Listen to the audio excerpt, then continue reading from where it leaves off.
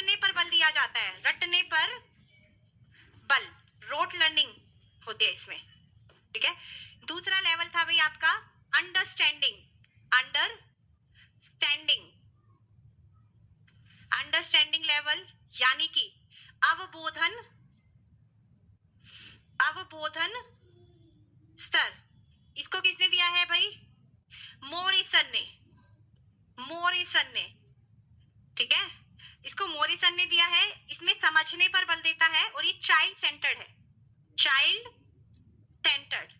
और ये कैसी अप्रोच है? Teacher centred, teacher centred, okay.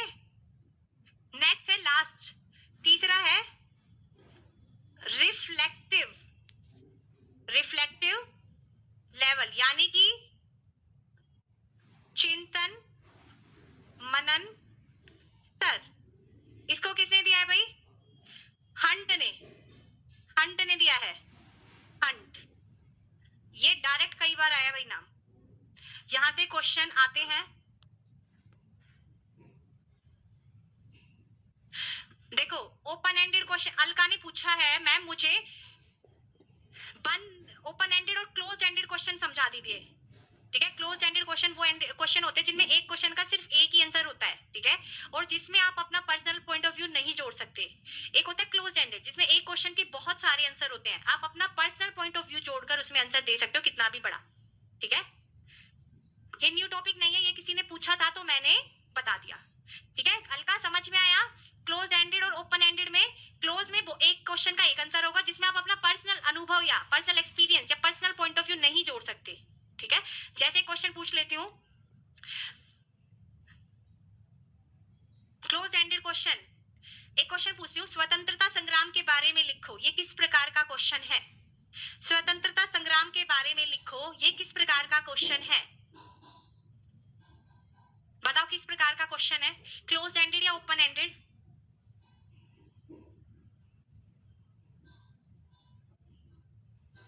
देखो काफी बच्चों ने इसका आंसर दिया है ओपन एंडेड, कुछ ने दिया क्लोज एंडेड, काफी बच्चों ने क्लोज भी दिया, कुछ ने ओपन भी दिया, ठीक है। तो देखो इसका आंसर था क्लोज एंडेड, क्यों? क्योंकि स्वतंत्रता संग्राम के बारे में आप अपने तरीके से जरूर लिख सकते हो, पर आप उसमें अपना पर्सनल पॉइंट ऑफ व्यू नहीं जोड़ सकते। उसमें जगह, परिस्थितियां, नेम सब कुछ सेम होगा, आप उसमें वो थोड़ी ना चेंज कर सकते हो। ये क्वेश्चन हुआ क्लोज एंडेड जिसमें आप अपना पर्सनल अनुभव नहीं जोड़ सकते, ओके। चलो नेक्स्ट देखते हैं भाई। अब हम आज का टॉपिक स्टार्ट करते हैं। आज का टॉपिक क्या था? आज का टॉपिक क्या था भाई? बताओ आज का टॉपिक क्या था? आज का टॉपिक है, आज का टॉपिक पढ़ते हैं हम टीचिंग मेथड्स। 4 टीचिंग मेथड्स आज हम पढ़ेंगे, शिक्षण विधियां, शिक्षण विधियां, ठीक है। जिसमें देखो शिक्षण विधियां क्या होती हैं, शिक्षण विधियां होती क्या है? शिक्षण विधि से टीचर ऐसे मेथड से पढ़ाना चाहिए टीचर को जिससे बच्चों को ज्यादा से ज्यादा फायदा हो, बच्चों की लर्निंग ज्यादा अच्छी हो, ठीक है। तो देखो ये क्या होता है, टीचिंग मेथड 2 टाइप के होते हैं। एक तो होता है teacher centred method, teacher centred method, शिक्षक केंद्रित विधि। देखो शिक्षक केंद्रित विधि वो वाली विधि होती है जिसमें टीचर क्या करता है, अपने अकॉर्डिंग पढ़ाता है, टीचर एक्टिव होता है, बच्चा पैसिव होता है, बच्चा निष्क्रिय रूप से ज्ञान ग्रहण करता है, चाहे उसको समझ आए या ना आए, टीचर को इस बात से कोई मतलब नहीं होता, ठीक है। तो देखो होता क्या है, इसमें कौन कौन से मेथड आते हैं? इसमें एक मेथड तो आता है लेक्चरर मेथड, लेक्चरर मेथड यानी कि व्याख्यान विधि, ठीक है। दूसरा मेथड इसमें आता है डेमोन्स्ट्रेशन, डेमोन्स्ट्रे दूसरा मेथड क्या है? डेमोन्स्ट्रेशन,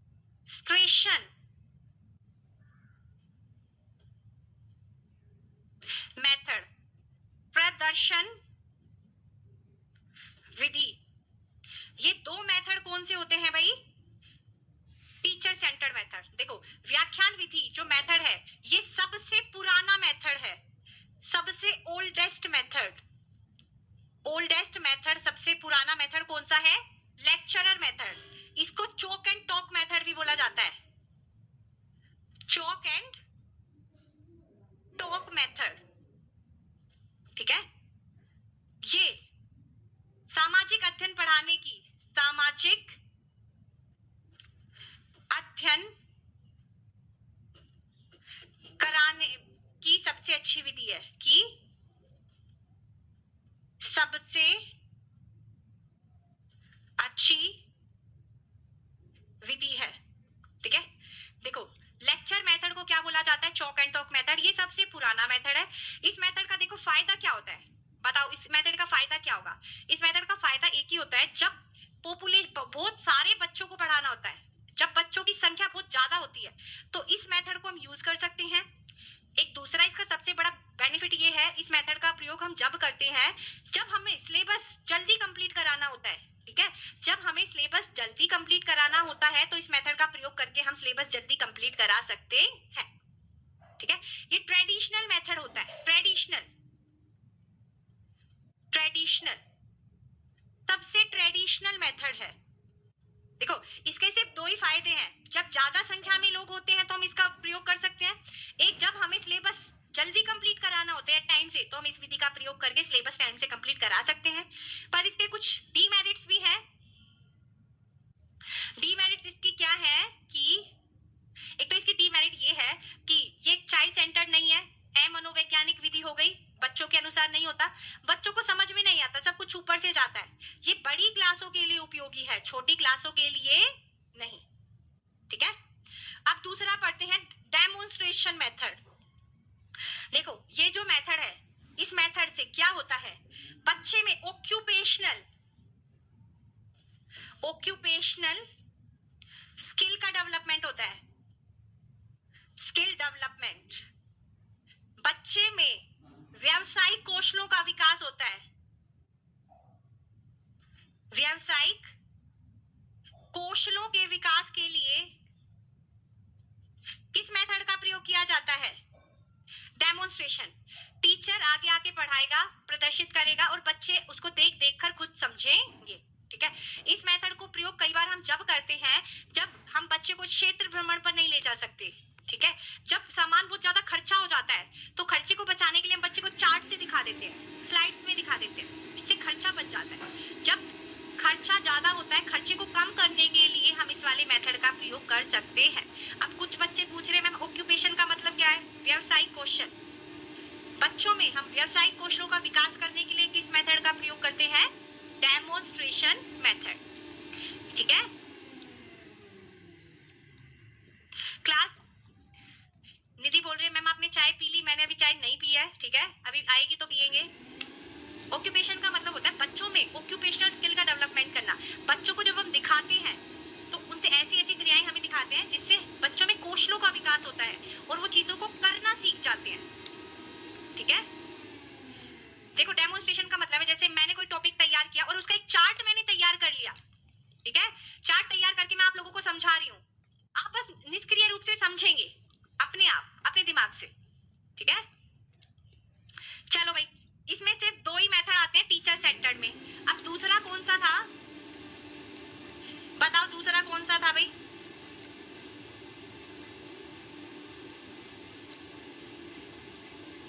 दूसरा आता है child centred, child centred method, बाल केंद्रित विधि। इसमें बहुत सारे मेथड आते हैं, वो नेक्स्ट स्लाइड में पढ़ लेते हैं। एक नेक्स्ट स्लाइड लेते हैं भाई, child centred method, child centred method, बाल केंद्रित विधि। ठीक है, पहला मेथड लिखो खेल विधि, खेल विधि किससे दी थी? Playway method.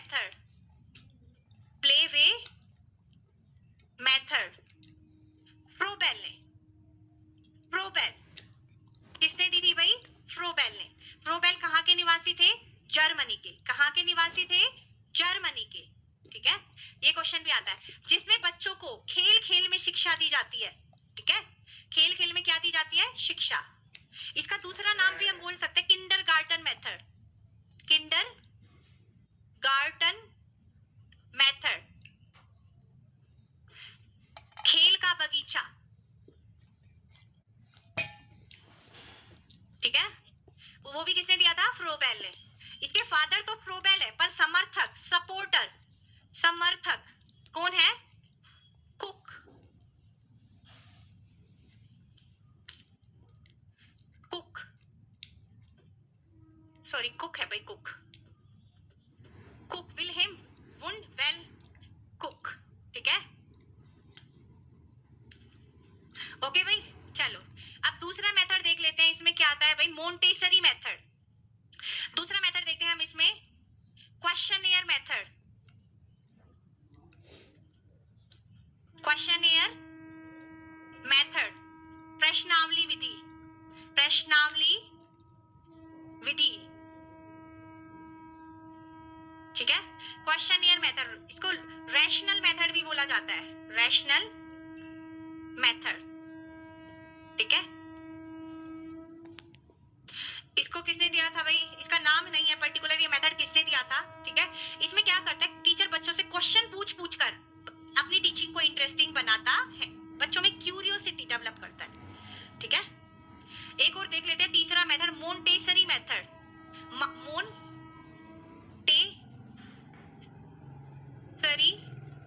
मेथड। मोंटेसरी विधि, इसको किसने दिया था भाई? मारिया मोंटेसरी ने। ये इटली की निवासी थी। इटली कहाँ है भाई? जर्मनी में। ठीक है, जर्मनी में है। चौथा है प्रोजेक्ट मेथड। प्रोजेक्ट मेथड यानी कि परियोजन विधि।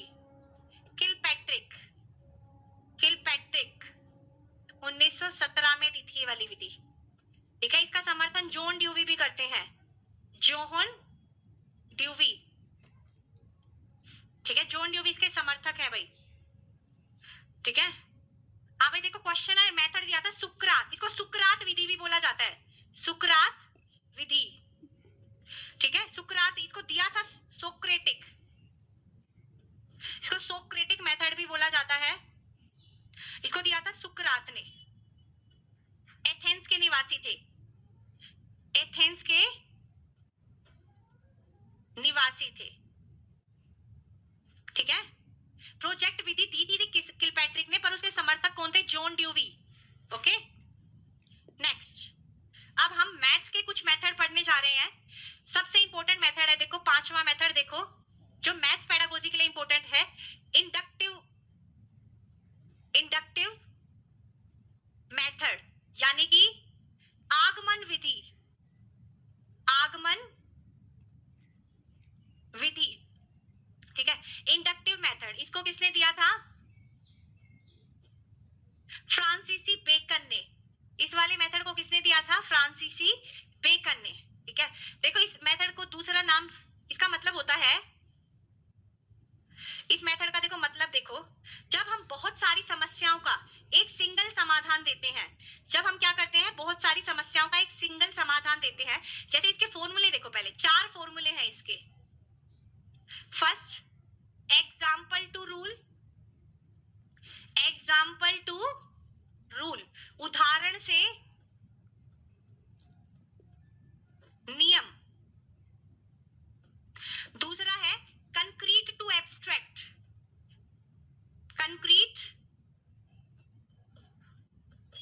कंक्रीट टू एब्स्ट्रैक्ट, मूर्त से अमूर्त, इसमें जाते हैं। तीसरा इसमें क्या है भाई? मूर्त से अमूर्त, specific to general. Specific to general यानी कि विशिष्ट से सामान्य। विशिष्ट से सामान्य। चौथा इसका नियम क्या है, known to unknown, known to unknown, यानी कि ज्ञात से अज्ञात की ओर, अज्ञात की ओर, ठीक है, ज्ञात से अज्ञात की ओर हम इसमें आगे बढ़ते हैं। देखो एग्जाम्पल टू रूल का मतलब है जिसमें बच्चों को पहले क्या दिया जाता है, एग्जाम्पल, एग्जाम्पल दे देकर बच्चों से ही नियम बनाया जाता है, ठीक है, बच्चों से ही नियम बनाया जाता है, बच्चों को इन्वॉल्व किया जाता है, ठीक है। तो ये वाला मेथड बहुत अच्छा होता है, कौन सी क्लासेस के लिए, प्राइमरी क्लासेस के लिए, प्राइमरी क्लासेस के लिए ये वाला मेथड बहुत ज्यादा यूजफुल माना जाता है, ठीक है। और इसमें देखो क्या होता है, मैं ये थोड़ा सा रब कर देती हूँ, इस वाले मेथड में बच्चा बहुत सारी समस्याओं का एक सिंगल सॉल्यूशन देता है, single solution to many problem, ठीक है। इसको क्या बोला जाता है, within box, within box thinking. एक वर्ड आता है इंडक्टिव थिंकिंग, इंडक्टिव थिंकिंग, उसमें भी यही सारी चीजें अप्लाई होंगी। आगनात्मक तर्क मतलब जिसमें बच्चा बहुत सारी समस्याओं का एक सिंगल सॉल्यूशन देता है, उसको क्या बोला जाता है भाई, इंडक्टिव, ठीक है। जैसे इसके और नाम भी देख लो, इसको बोला जाता है अभिसारी चिंतन, अभी सारी, देखो इंडक्टिव थिंकिंग को क्या बोला जाता है, कन्वर्जेंट थिंकिंग, ये क्वेश्चन कई बार आता है, कन्वर्जेंट थिंकिंग, कन्वर्जेंट थिंकिंग किस प्रकार की थिंकिंग होती है, इंडक्टिव। इसमें क्या किया जाता है, जनरलाइज, रूल निकाले जाते हैं, जनरल किया जाता है, सामान्यीकरण, सामान्यीकरण, जनरलाइज किया जाता है, जनरलाइज। इसमें कंक्लूजन निकाला जाता है, कंक्लूजन, निष्कर्ष निकाला जाता है, ठीक है। और क्या होता है, ये किस प्रकार के बच्चों में पाया जाता है, इंटेलिजेंट बच्चों में, इंटेलिजेंट स्टूडेंट्स में कौन सी थिंकिंग पाई जाती है, अभिसारी, ठीक है, प्रतिभाशाली, प्रतिभाशाली, प्रतिभाशाली बच्चों में किस प्रकार का चिंतन पाया जाता है भाई, कन्वर्जेंट, ठीक है। आगमन विधि, देखो आगमन विधि दी है बेकन ने, निगमन विधि दी है अरस्तु ने। अगर नाम पूछा आगमन और निगमन विधि किसने दी है, तो भी नाम आएगा अरस्तु का, ठीक है। नहीं, देखो ये बात ध्यान रखना, इंडक्टिव का मतलब है, देखो एग्जाम्पल तो बच्चे बहुत सारे देते हैं, रूल एक निकलता है, तो बहुत सारी चीजों पर बच्चा एक चीज पर आया है, बहुत सारी समस्याओं का एक सॉल्यूशन निकला है, तो वो किस प्रकार का चिंतन हो गया, वो चिंतन हो गया अभिसारी। जैसे एक क्वेश्चन आया था, एक टीचर कक्षा में पाठ पढ़ाने के बाद बच्चों से सारांश लिखवाता है, कंक्लूजन लिखवा रहा है, तो वो कौन से प्रकार की थिंकिंग है, बच्चों से जनरलाइज करवा रहा है चीजें, तो वो किस प्रकार की थिंकिंग है भाई, इंडक्टिव, जिसमें टीचर बच्चों से कंक्लूजन निकलवाता है, कंक्लूजन तो एक निकलेगा, जनरलाइज करना भी कंक्लूजन हो गया, लास्ट में सारांश देना। जब एक चीज पर आकर टिकता है, जैसे एग्जाम्पल तो बहुत सारे हो गए, रूल तो एक ही होगा ना, तो वो उनकी थिंकिंग हो गई कन्वर्जेंट, और ये कौन से बच्चों में पाई जाती है, प्रतिभाशाली में। इसमें कंक्लूजन निकालता है टीचर, सामान्यीकरण करता है, और इसको विद इन बॉक्स थिंकिंग बोला जाता है। डाइवर्जेंट उसमें होती है दूसरे वाले में, डिडक्टिव थिंकिंग, डिडक्टिव थिंकिंग वाले बच्चे में डाइवर्जेंट थिंकिंग पाई जाती है, ओके। इंटेलिजेंट स्टूडेंट अपसारी में आता है, अभिसारी में आता है, क्रिएटिव स्टूडेंट आता है अपसारी में, ठीक है। अब देखो कंक्रीट टू ऑब्स्ट्रैक्ट, एग्जाम्पल जो टीचर बच्चा देता है वो कंक्रीट होता है, उसको हम टच कर सकते हैं, छू सकते हैं। कंक्रीट से जो हम नियम निकालते हैं, एग्जाम्पल टू रूल, रूल हमारे अमूर्त होते हैं, हम उनको टच नहीं कर सकते, छू नहीं सकते, ठीक है। स्पेसिफिक टू जनरल, देखो स्पेसिफिक का मतलब है, जैसे टेबल है, ये मार्कर है, ये चश्मा है, ये माइक है, ये स्पेसिफिक है, और ये सारे हम इनको बता सकते हैं स्पेसिफिक टू जनरल। रूल्स क्या होते हैं भाई, जनरल, ठीक है। Next, known to unknown, known का मतलब होता है जो एग्जाम्पल होते हैं ना, वो बच्चों के लिए नोन होते हैं, बच्चों को एग्जाम्पल्स पता होते हैं, वो एग्जाम्पल से रूल निकालते हैं, तो मतलब वो नोन टू अननोन जाता है।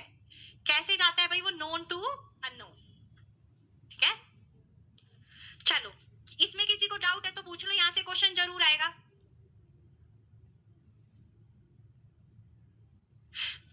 बताओ, डाउट है तो पूछ लो फटाफट। प्रोजेक्ट मेथड दिया है किलपेट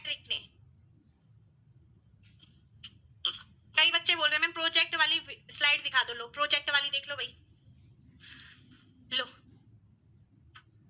अभी क्वेश्चन में अभी पूछूंगी आपसे, देखो हो गया। अब नेक्स्ट चलते हैं। इंडक्टिव मेथड किसने दिया? बेकन ने। ये प्राइमरी क्लासेस होती है फर्स्ट टू फिफ्थ। इसके 4 फॉर्मूले से कई बार क्वेश्चन आता है, ये फॉर्मूले याद रखना। Example to rule, concrete to abstract, specific to general, known to known. देखो एग्जाम्पल जो होते हैं उनको हम टच कर सकते हैं, छू सकते हैं, वो कंक्रीट होते हैं और वो स्पेसिफिक होते हैं। बच्चों को एग्जाम्पल्स पता होते हैं, ठीक है। रूल क्या होते हैं? एब्स्ट्रैक्ट। रूल सबके लिए सेम होते हैं, जनरल होते हैं, और जो रूल होते हैं वो बच्चों को नहीं पता होते, ठीक है। तो इसलिए ये एक याद करने का तरीका है। स्पेसिफिक टू जनरल मतलब कि देखो मैंने बोला ये मार्कर है, स्पेसिफिक हो गया।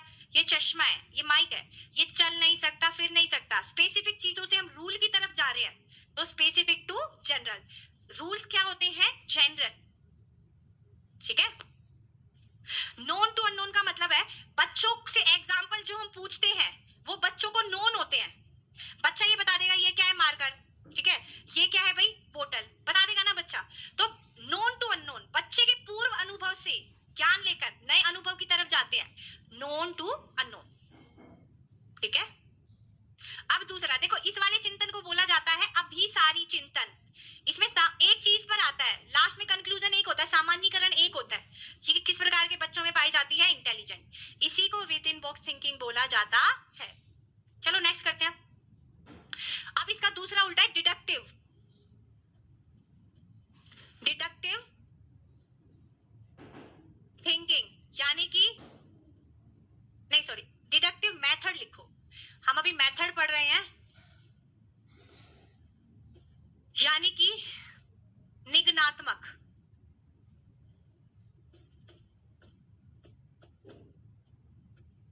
निगनात्मक विधि, इसको दिया था अरस्तु ने।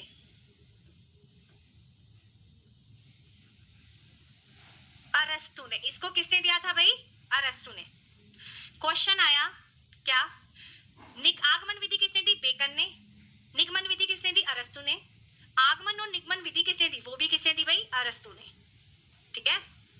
आप देख लेते हैं, जो रूल उसमें 4 थे वो इसमें बिल्कुल अपोजिट है। इसके 4 फॉर्मूला बताओ क्या क्या होंगे?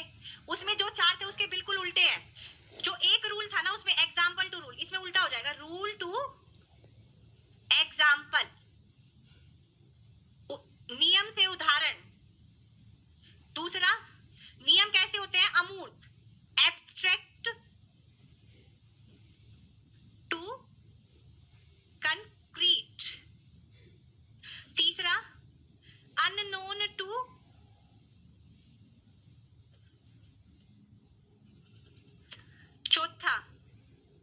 चौथा क्या है इसमें भैया आप बताओ? जनरल टू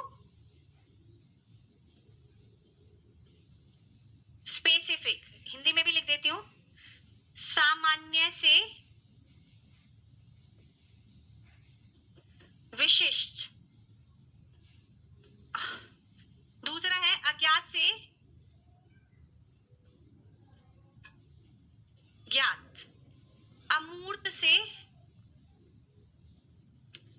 मूर्त, नियम से उदाहरण। ये 4 इसके नियम हैं जो बहुत इंपॉर्टेंट होते हैं। एक नियम से सारे निकल जाते हैं। देखो लिख दिया ना मैंने, हिंदी में भी लिखा है भाई, इंग्लिश में भी लिखा है। अब कोई बच्चा ये नहीं कह सकता मैम हिंदी में लिखो, कुछ इंग्लिश में। ज्यादातर यही कमेंट आते रहेंगे मैम हिंदी में लिखो, इंग्लिश में लिखो। इतना तो आप लोगों को थोड़ा बहुत आना चाहिए, ठीक है। देखो उसमें क्या था, एक बात याद रखना, बस एक मेन नियम है, रूल टू एग्जाम्पल। रूल अमूर्त होते हैं, रूल बच्चों को नहीं पता होते, रूल जनरल होते हैं, सबके लिए सेम होते हैं। एग्जाम्पल कंक्रीट होते हैं, हम एग्जाम्पल जो होते हैं उनको टच कर सकते हैं, छू सकते हैं, देख सकते हैं। बच्चों को एग्जाम्पल की नॉलेज होती है और ये स्पेसिफिक होते हैं, ठीक है। और जो ये वाला मेथड है ये कौन सी कक्षाओं के लिए उपयोगी है? अपर प्राइमरी कक्षाओं के लिए उपयोगी है, अपर प्राइमरी क्लासेस। उच्च प्राथमिक स्तर, उच्च प्राथमिक स्तर के लिए वाली उपयोगी है। इसमें टीचर क्या करता है, देखो इसमें टीचर क्या करता है, बच्चों को, इसमें टीचर बच्चों को क्या करता है भाई, बहुत सारे एक रूल लिखवा देगा और बच्चे क्वेश्चन सोल्व करते हैं। मैथ्स में ज्यादातर यही मेथड यूज होता है, टीचर बच्चों को फॉर्मूला बता देगा और बच्चे क्वेश्चन को सोल्व करते हैं, ठीक है, उसको बोला जाता है निगमन विधि। आप देखो ये अपर प्राइमरी क्लासेस के लिए उपयोगी है। आप देखो एक तो इंडक्टिव मेथड होता है, एक deductive thinking. Deductive thinking means निगनात्मक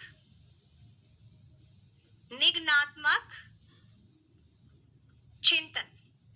इसका मतलब है एक प्रॉब्लम के बहुत सारे सॉल्यूशन देना, many solution to a single problem, एक प्रॉब्लम के बहुत सारे सॉल्यूशन देना।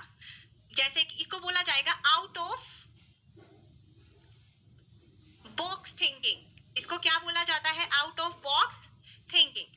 ये किस प्रकार के बच्चों का चिंतन है भाई, ये डाइवर्जेंट थिंकिंग भी हम इसको बोलेंगे, डाइवर्जेंट थिंकिंग, यानी कि अपसारी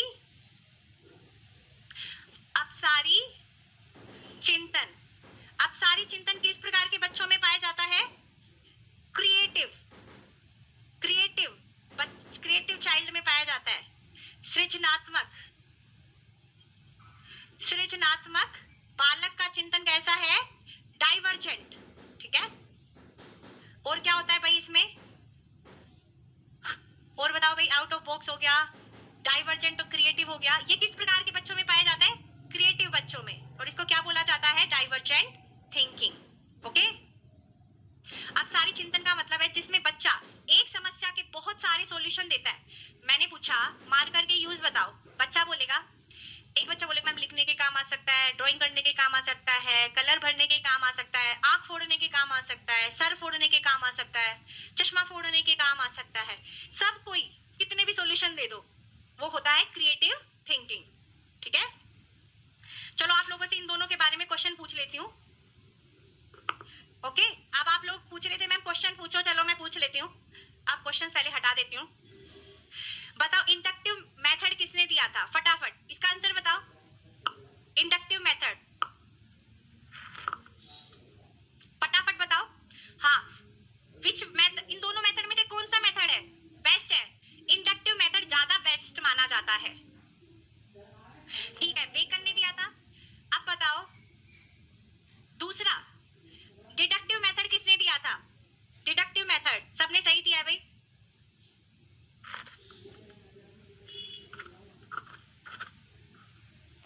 डिडक्टिव मेथड बताओ किसने दिया था,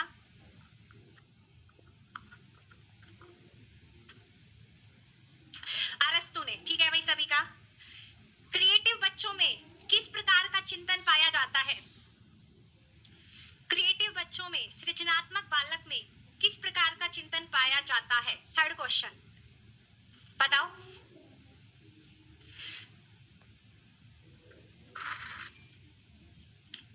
बिल्कुल सही है भाई, डिडक्टिव थिंकिंग, डाइवर्जेंट थिंकिंग या डिडक्टिव थिंकिंग भी हम बोल सकते हैं, ठीक है।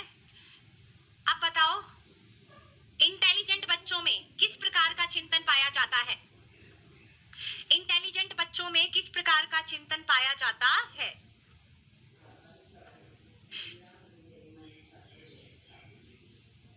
बताओ इंटेलिजेंट बच्चों में किस प्रकार का चिंतन पाया जाता है। आप बोल सकते हो इंडक्टिव या कन्वर्जेंट, ठीक है। अब एक नया क्वेश्चन पूछती हूँ, चलो थोड़ा सा हटके। जीनियस बच्चों में किस प्रकार का चिंतन पाया जाता है, जीनियस में, इसका आंसर तो जीनियस बच्चों में किस प्रकार का, जीनियस, देखो इंटेलिजेंट और क्रिएटिव का तो पता चल गया, अब आ जाए जीनियस बच्चे में किस प्रकार का चिंतन पाया जाता है, बोथ इसका आंसर नहीं होगा।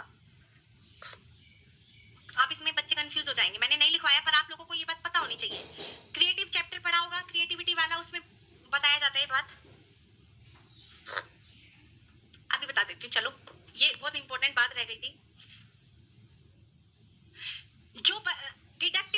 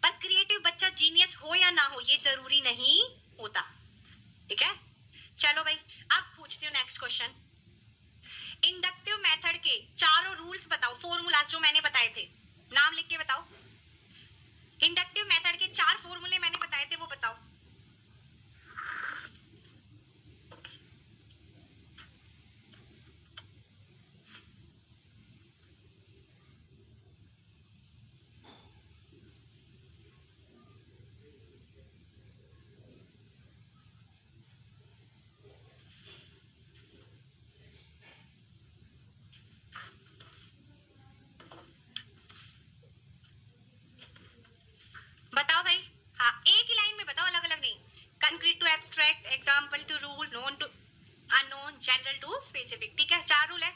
अब इसके उल्टे बताओ, निगमन विधि के, निगमन विधि के रूल बताओ।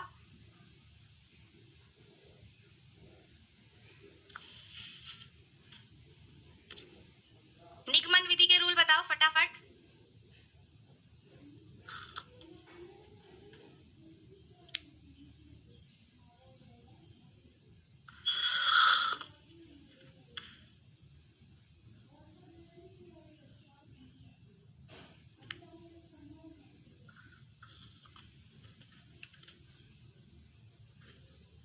सही बता रहे हो भाई।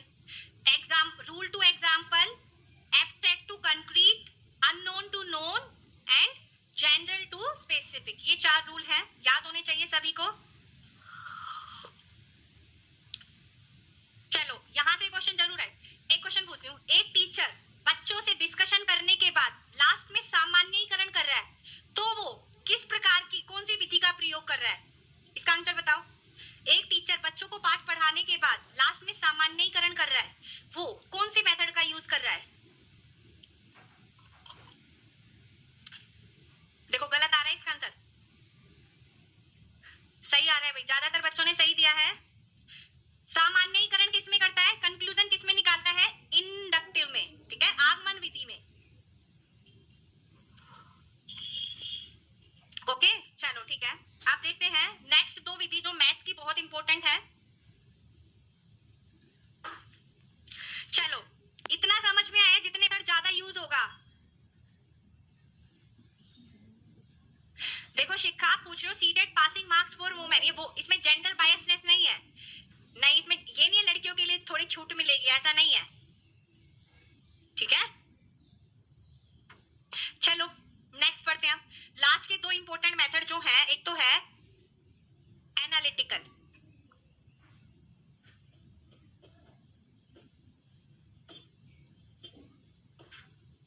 विश्लेषण,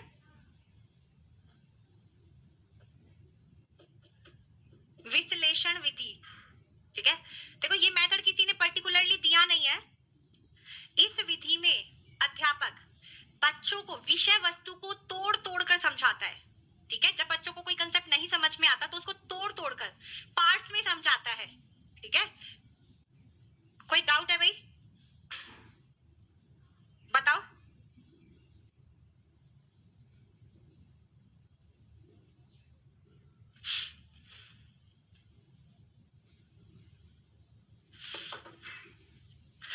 एनालिटिकल का मतलब है पार्ट्स में तोड़ तोड़ कर विषय वस्तु को समझाना। जैसे इसके 2 रूल होते हैं, इसके 2 फॉर्मूले हैं भाई, इसके 2 फॉर्मूले हैं सिर्फ। पहला है होल टू पार्ट, यानी कि पूर्ण से अंश की तरफ। दूसरा इसमें कौन सा है भाई? नोन टू अननोन, यानी कि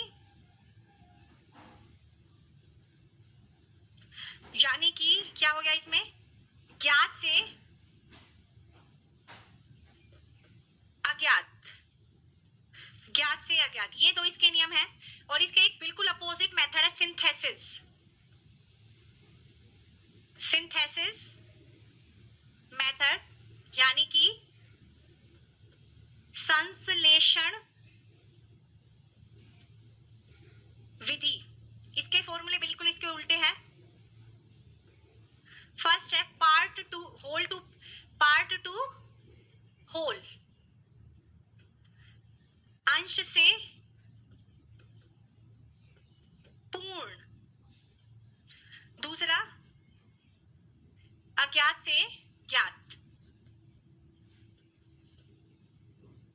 अननोन टू नोन, अज्ञात से ज्ञात।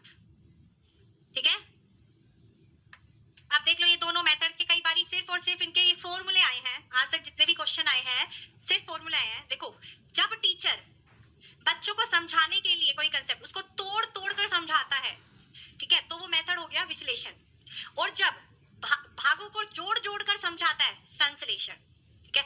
जैसे कि होल टू पार्ट, जब कोई कंसेप्ट एक पार्ट नहीं समझ में आ रहा, डिफिकल्ट लगे, तो उसको तोड़ तोड़ कर समझाया, होल से किधर गया, पार्ट, ठीक है। पर नोन टू अननोन, मतलब जो बच्चों को पता है, इसका मतलब होता है यहाँ पे नोन टू अननोन का कि बच्चों के ज्ञान, पूर्व ज्ञान से जोड़कर आगे की तरफ बढ़ना। जो चीजें बच्चों को पता है पहले वो जान लो, पूर्व ज्ञान बच्चे को, फिर आगे वाला कंसेप्ट पढ़ाओ जो बच्चों को समझ में नहीं आया। इसीलिए इसको क्या बोला जाता है, नोन टू अननोन। बच्चे के पूर्व अनुभव से आगे की तरफ बढ़ना, जो चीजें बच्चे को नहीं पता, पहले टीचर को वो चीजें पता करनी है जो बच्चे को पता है, फिर जो नहीं पता है उसकी तरफ जाना है, नोन टू अननोन। बच्चे के पूर्व ज्ञान को जानकर आगे की तरफ बढ़ना ताकि बच्चे की लर्निंग अच्छी हो सके, ठीक है। नेक्स्ट, सिंथेसिस, ये बिल्कुल इसका उल्टा है। भागों को जोड़ जोड़ कर समझाया जाता है। अननोन टू नोन का मतलब है कि बच्चों को पार्ट्स, तो बच्चे को कंसेप्ट समझाने के बाद पहले कंसेप्ट समझाया जाता है, फिर उनको डीपली उसका ज्ञान दिया जाता है, एक साथ एक कंसेप्ट का ज्ञान पूरा दिया जाता है, ठीक है। इन दोनों में से ऐसा नहीं कह सकते बेस्ट कौन सा है, बेकार कौन सा है, अच्छा कौन सा है, दोनों बेस्ट है, पर ज्यादा अच्छा पहले एनालिटिकल आता है, फिर सिंथेसिस आता है। पहले विश्लेषण होगा, उसी के बाद क्या किया जाता है, संश्लेषण, ठीक है। पहले विश्लेषण होगा, फिर संश्लेषण होगा, जब ही तो टीचर भागों को जोड़ जोड़ कर समझा पाएगा, ठीक है। और कोई क्वेश्चन भाई? स्पेसिफिक टू जनरल का मतलब होता है जो एग्जांपल्स होते हैं वो बच्चे के लिए स्पेसिफिक होते हैं, रूल जनरल होते हैं, इसीलिए इसको स्पेसिफिक टू जनरल बोला जाता है।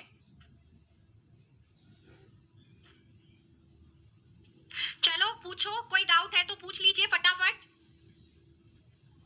टॉपिक्स अभी कुछ रह रखे हैं, दो क्लासेस और आप लोगों की मैथ्स की और ईवीएस की होगी, 2 या 3, फिर उसके बाद क्वेश्चन ही क्वेश्चन होंगे, ठीक है।